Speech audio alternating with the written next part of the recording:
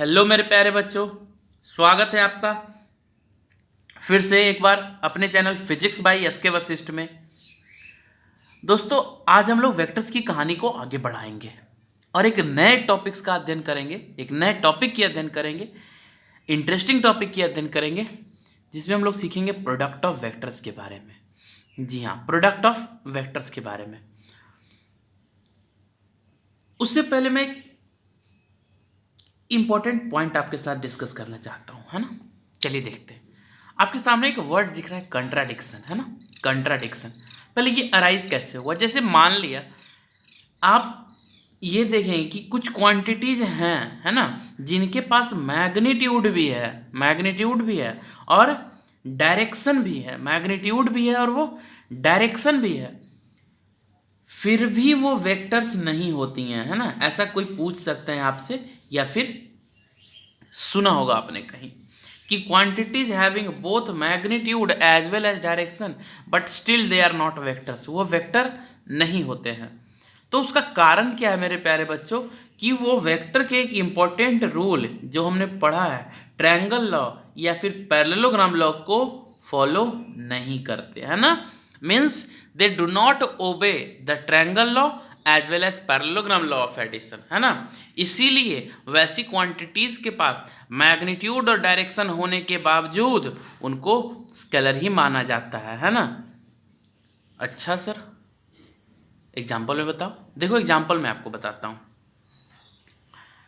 Example में आप ले सकते हो इलेक्ट्रिक करंट, है ना। अगर इलेक्ट्रिक करंट की बात की जाए तो इसका डायरेक्शन सबको पता है कि किसी भी सेक्शन में ये जो होता है so positive terminal to negative terminal flow करता है। कौन? इलेक्ट्रिक करंट, है ना। पॉजिटिव टू नेगेटिव फ्लो करता है। अब मान लिया अगर आप ट्रायंगल लॉ पे किसी करंट को कंसिडर करते हैं तो एक ओरिएंटेशन इधर होना चाहिए, दूसरा इधर होना चाहिए और तीसरा इधर होना चाहिए ट्रायंगल लॉ के अकॉर्डिंग।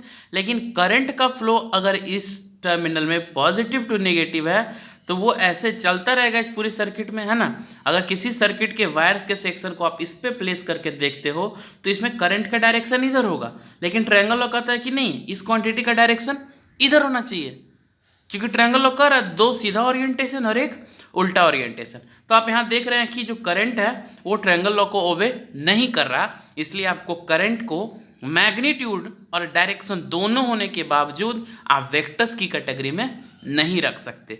तो वही कंट्राडिक्शन अराइज किया हमने, क्या कि कुछ क्वांटिटीज हैं जिनके पास डायरेक्शन भी है, मैग्नीट्यूड भी है, लेकिन वो वेक्टर्स नहीं होती हैं, वो स्केलर होती हैं।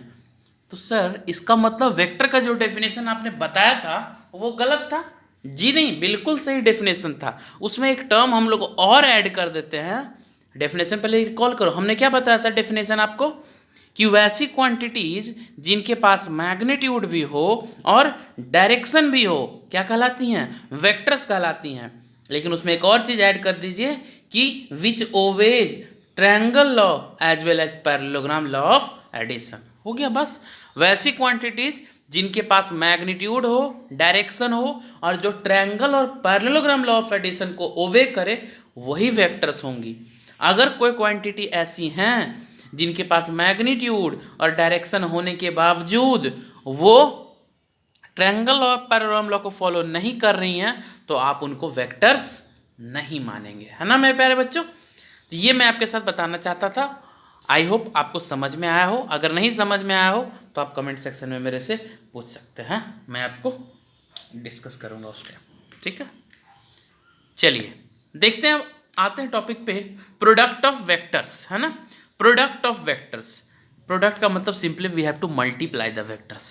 प्रोडक्ट का मतलब हम लोग को वेक्टर्स को क्या करना है? मल्टीप्लाई करनी है ना, उनका प्रोडक्ट निकालना है। तो किसी भी दो वेक्टर्स का प्रोडक्ट हम लोग मेरे प्यारे बच्चों दो तरीके से निकालेंगे, एक डॉट प्रोडक्ट और दूसरा क्रॉस प्रोडक्ट। डॉट प्रोडक्ट और क्रॉस प्रोडक्ट। डॉट प्रोडक्ट को दूसरे वर्ड्स में आप स्केलर प्रोडक्ट भी कह सकते हैं और क्रॉस प्रोडक्ट को हम लोग वेक्टर प्रोडक्ट भी कहते हैं, है ना। Dot product is also known as scalar product while cross product is also known as vector product. जी हाँ, जो डॉट प्रोडक्ट में हम लोग को प्रोडक्ट मिलता है वो किस नेचर का होता है? स्केलर होता है। मतलब अगर आप किसी भी दो वेक्टर का डॉट प्रोडक्ट निकाल रहे हैं तो जो प्रोडक्ट आपके हाथ में आएगा वो कैसा होगा? स्केलर होगा। और वेक्टर प्रोडक्ट अगर आप निकालते हो तो जो प्रोडक्ट आपके हाथ में आएगा तो वो कैसा होगा, वेक्टर होगा। मतलब इस केस में आपके हाथ में सिर्फ मैग्नीट्यूड वाला पार्ट आएगा। मीन्स जो कुछ भी आपको रिजल्टेंट मिल रहा है मल्टीप्लाई करने के बाद, जो कुछ भी प्रोडक्ट आपको हासिल हो रहा है मल्टीप्लाई करने के बाद, उसका नेचर कैसा होगा सर, वो स्केलर होगा, है ना। लेकिन जब क्रॉस प्रोडक्ट करते हैं तो उसका जो नेचर होगा सो क्या होगा, वेक्टर होगा, है ना। आप अगर फिजिक्स में डेली लाइफ में मैं आपको एग्जांपल दूं तो जैसे फोर्स एक वेक्टर है ना, डिस्प्लेसमेंट एक वेक्टर है, और इन दोनों का डॉट प्रोडक्ट वर्क स्केलर होता है ना। इसमें अगर एग्जांपल दें आपको, क्रॉस प्रोडक्ट में एग्जांपल हम आपको दें, यानी वेक्टर प्रोडक्ट में एग्जांपल दें, तो आपको एग्जांपल में टॉर्क हो जाएगा बच्चों, टाउ, है ना, जो हम लोग आर क्रॉस एफ से निकालते हैं, है ना। इसकी स्टडी भी आप लोग आगे जब हम लोग पढ़ेंगे रोटेशन तब हम लोग सीखेंगे। हालांकि अभी इतना जानिए कि dot product a type of scalar product, cross product a type of vector product, dot product is a type of scalar product, cross product is a type of vector product, है ना। आप इसको नोट करना चाहें तो note कर सकते हैं, है ना। कोई प्रॉपर वे में है देख लीजिए, आप इसको इस सेक्शन को छोड़ सकते हैं, बाकी पार्ट आपको नोट करना है, नोट कर लीजिए वीडियो को पॉज करके, ठीक है ना। चलिए अब आते हैं डॉट प्रोडक्ट की कहानी के ऊपर। जी हाँ, डॉट प्रोडक्ट और स्केलर प्रोडक्ट इसके बारे में पढ़ते हैं। तो बेसिकली डॉट प्रोडक्ट में करते क्या है हम लोग, in dot product we multiply the scalar form of the vectors, in dot product we multiply the scalar form of the vectors. Dot product में हम लोग वेक्टर के स्केलर फॉर्म्स को मल्टीप्लाई करते हैं। स्केलर फॉर्म क्या, तो मान लिया वेक्टर ए और वेक्टर बी दो वेक्टर्स हैं जिनके बीच की एंगल गिवन है थीटा, है ना। Vector A and vector B are two vectors inclined at an angle theta, theta angle पे इंक्लाइंड है ना। अब अगर ये थीटा एंगल पे इंक्लाइंड है तो क्या आप ये कह सकते हैं कि सर इन दोनों का डॉट प्रोडक्ट निकालने के लिए, मतलब इन दोनों को स्केलर फॉर्म में मल्टीप्लाई करने के लिए तभी संभव हो पाएगा जब दोनों का डायरेक्शन क्या हो, सेम हो, दोनों का डायरेक्शन क्या हो, सेम हो, तभी तो आप स्केलर फॉर्म को मल्टीप्लाई कर सकते हो। मतलब हम लोग खुद को फ्री कर ले किससे, डायरेक्शन से, है ना।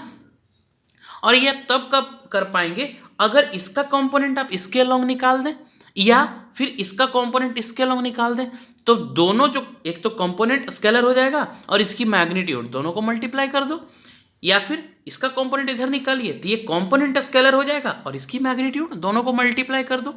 तो आप देखते हैं मेरे प्यारे बच्चों, जब वेक्टर ए का कंपोनेंट आप बी के अलोंग निकालते हैं तो थीटा इंक्लिनेशन पे क्या हो जाता है, ए कॉस थीटा, और जब वेक्टर बी का कंपोनेंट इसके अलोंग निकालते हैं तो फिर देख लीजिए क्या हो जाता है, बी कॉस थीटा।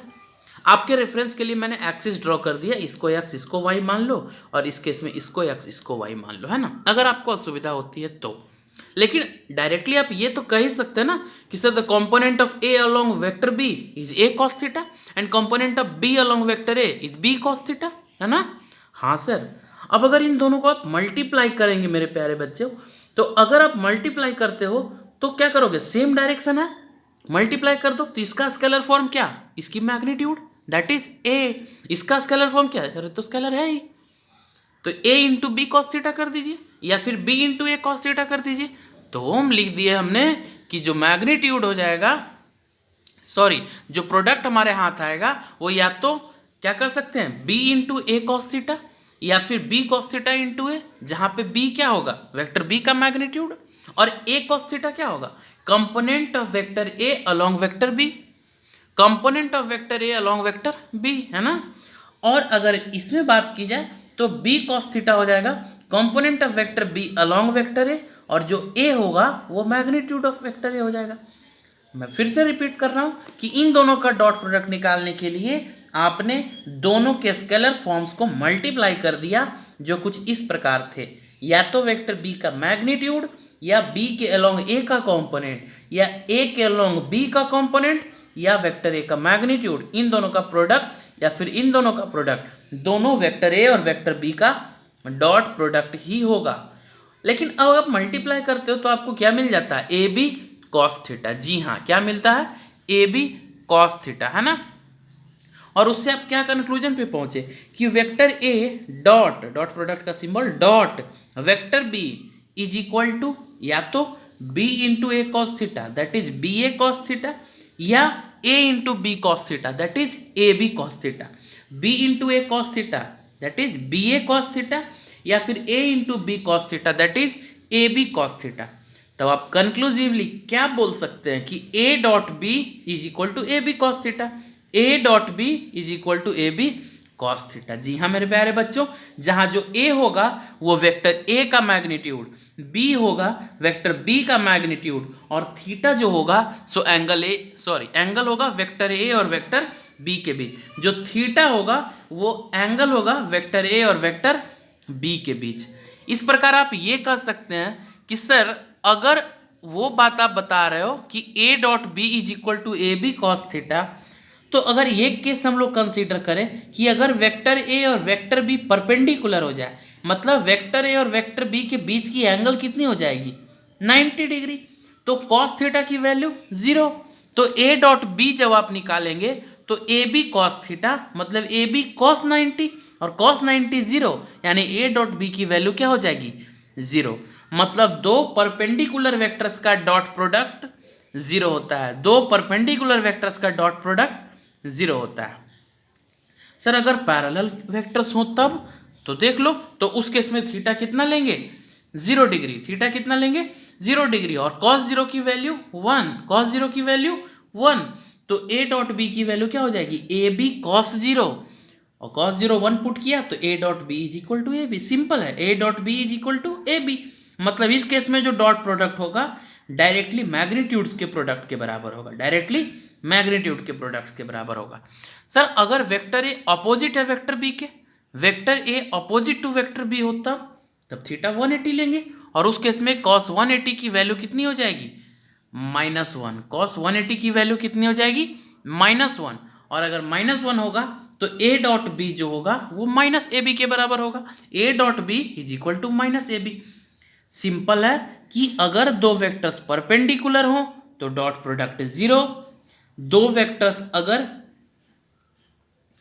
पैरेलल हो तो डायरेक्टली जो डॉट प्रोडक्ट होगा उन दोनों के मैग्नीट्यूड्स का प्रोडक्ट होगा, और दो वेक्टर अगर एक दूसरे के ऑपोजिट हो तो जो डॉट प्रोडक्ट होगा वो उन दोनों के मैग्नीट्यूड्स का ही product along with negative sign होगा। Is that clear? यहाँ पे नेगेटिव साइन डायरेक्शन को नहीं बतला रहा है, यहाँ पे नेगेटिव साइन नेगेटिव वैल्यू को बतला रहा है। Is that clear? I hope आप समझे होंगे। डॉट प्रोडक्ट मतलब स्केलर प्रोडक्ट यानी वेक्टर्स के स्केलर फॉर्म का प्रोडक्ट। जी हाँ, और ए डॉट बी की value A B cos theta होगी, जहाँ पे ए यानी वेक्टर ए का मैग्नीट्यूड, बी यानी वेक्टर बी का मैग्नीट्यूड, और थीटा यानी दोनों वेक्टर्स के बीच का एंगल। और इस हिसाब से जब भी कोई दो वेक्टर्स गिवन हो तो आप उन दोनों वेक्टर्स के बीच का डॉट प्रोडक्ट इजीली फाइंड कर सकते हैं। ठीक है ना? अब हम लोग ये सीखेंगे, चलिए देखते हैं क्या सीखेंगे। जी हाँ मेरे प्यारे बच्चों, मतलब अब हम लोग क्या सीखेंगे, dot product of unit vectors. Dot product of unit vectors. Sir unit vector क्या, इसका मैग्नीट्यूड तो 1 होता है। हाँ बिल्कुल 1 होता है मैग्नीट्यूड, लेकिन आप प्रोडक्ट को तो 1 नहीं बोल सकते ना। क्यों सर? क्योंकि सर एंगल पे भी डिपेंड करता है मेरे भाई, है ना। It depends upon angle also. Let's try to find it out how does the product vary, है ना। प्रोडक्ट वेरी कैसे करेगा? पहले यूनिट वेक्टर्स आपको कौन कौन से मालूम है, आई जे और के, है ना। आई जे और के, ये किस एक्सिस के लॉन्ग, एक्स एक्सिस के लॉन्ग। ये किस एक्सिस के लॉन्ग, वाई एक्सिस के लॉन्ग। ये किस एक्सिस के लॉन्ग, जेड एक्सिस। सर आपको कैसे पता? अरे आपको भी पता है, रिकॉल करो ना रिजोल्यूशन ऑफ वेक्टर्स वाला सेक्शन, है ना। अगर आपने नहीं देखा तो वो लेक्चर जाके देखो, कोई फायदा नहीं सुनने से। रिजोल्यूशन ऑफ वेक्टर्स में मैंने आपको बताया था कि 3 यूनिट वेक्टर्स हम लोग कंसीडर कैसे करते हैं, एक्स एक्सिस के लॉन्ग, वाई एक्सिस के लॉन्ग और जेड एक्सिस के लॉन्ग। और यहाँ से हम लोग को ये पता है कि जो वेक्टर आई होता है वो वेक्टर जे के परपेंडिकुलर होगा, मतलब थीटा कितना सर 90 डिग्री। वेक्टर जे है वो वेक्टर के परपेंडिकुलर होगा, मतलब थीटा कितना 90 डिग्री। वेक्टर आई जो है सो वेक्टर के परपेंडिकुलर होगा, मतलब थीटा कितना 90 डिग्री। वेक्टर आई जो है सो वेक्टर आई के पैरेलल होगा, मतलब थीटा कितना 0 डिग्री। वेक्टर जे जो है सो वेक्टर जे के पैरेलल होगा, मतलब थीटा कितना 0 डिग्री। वेक्टर के जो है सो वेक्टर के पैरेलल होगा, मतलब थीटा कितना 0 डिग्री, है ना। और अगर मैग्नीट्यूड की बात की जाए तो वेक्टर आई का मॉड कितना होगा 1, वेक्टर जे का मॉड कितना होगा 1, वेक्टर के का मॉड कितना होगा 1, क्योंकि यूनिट वेक्टर है इसलिए इसकी मैग्नीट्यूड कितनी 1 है ना। चलिए सर ये सब क्यों बताए, अरे देखो देखो पता लग जाएगा। चलिए देखते हैं कि मान लिया सर अगर आप आई डॉट जे निकालते, क्या निकालते हैं आई डॉट जे निकालते हैं, तो आई डॉट जे जब आप करोगे तो आप क्या करेंगे आई का मॉड इंटू जे का मॉड इंटू कॉस 90 डिग्री। 90 क्यों सो तो पता है ना, क्योंकि थीटा 90 था, और आई का मॉड 1, जे का मॉड 1, कॉस 90 की वैल्यू 0, तो पूरा कितना हो गया 0। तो आप कह सकते हैं कि I dot J is equal to 0। Similarly आप ये भी कह सकते हैं कि J dot K is equal to 0, I dot K is equal to 0। Again फिर से आप ये देखिए कि जब आप आई डॉट आई करेंगे तो आई का mod into cos 0 degree, this one was 1, this one was 1, and what about cos 0 1, okay what do we get as product 1, means I dot I is equal to 1। Similarly आप क्या कर सकते हैं sir जे dot जे 1, के dot के 1, मतलब आपके पास 6 relations मिले, कितने 6, जी हाँ 6 रिलेशन मिल गया आपको। I dot J is equal to 0, J dot K is equal to 0, I dot K is equal to 0, I dot I is equal to 1, J dot J is equal to 1, and K dot K is equal to 1, है ना। Sir इसका use कहाँ होगा, अरे धैर्य रखिए, देखिए धीरे धीरे होता है क्या, है ना। इन 6 रिलेशंस का हम लोग अब क्वेश्चंस में कैसा यूज करते हैं सो देखिएगा ध्यान से, है ना। We have 6 relations in our hand, now we are going to use that. कैसे हम लोग वेक्टर्स का डॉट प्रोडक्ट रिजॉल्व फॉर्म में वेक्टर्स का डॉट प्रोडक्ट निकालेंगे। चलिए देखते हैं। मान लिया 2 वेक्टर्स हमारे पास है, वेक्टर ए और वेक्टर बी, है ना। वेक्टर ए अगर है तो रिजॉल्व फॉर्म में क्या होगा ए x I cap, A Y J cap और ए जेड के कैप।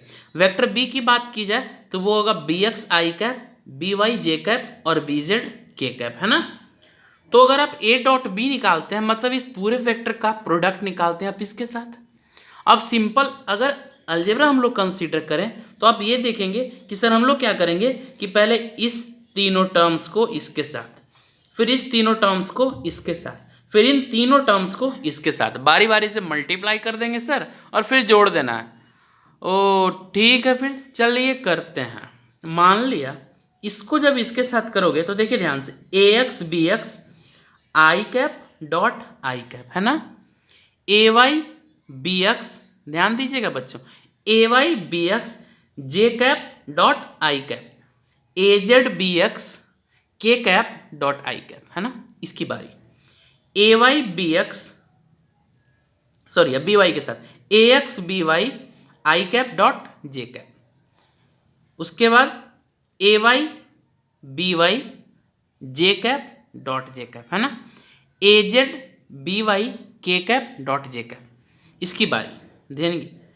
फिर क्या करेंगे A X B Z I cap dot K cap, A Y B Z J cap dot K cap, A Z B Z K cap dot, अरे कुछ नहीं किया, बस simple pure algebraic multiplication है ना। सारे टर्म्स को बारी बारी से मल्टीप्लाई कर दिया एक्सपेंड करते हुए, है ना। और जब आप ऐसा करते हैं तो आप ये देखेंगे कि सर सिर्फ आई डॉट आई 1 होगा, जे डॉट जे 1 होगा और के डॉट के 1 होगा, बाकी सारे टर्म्स क्या हो जाएंगे 0। अरे देखो अब पीछे तो बताया मैंने आपको कैसे, आई dot J 0, J dot I 0, के डॉट आई 0, आई डॉट के 0, के डॉट जे 0 और जे डॉट के 0, है ना। ये सारा 0 हो जाएगा। तो बचा कौन ए एक्स बी एक्स, ये तो 1 हो गया। दूसरा कौन बचा ए वाई बी वाई 1 हो गया, और तीसरा कौन बचा ए जेड बी जेड 1 हो गया। मतलब जो ए डॉट बी की वैल्यू हो जाएगी वो क्या हो जाएगी ए एक्स बी एक्स प्लस ए वाई बी वाई प्लस ए जेड बी जेड, है ना।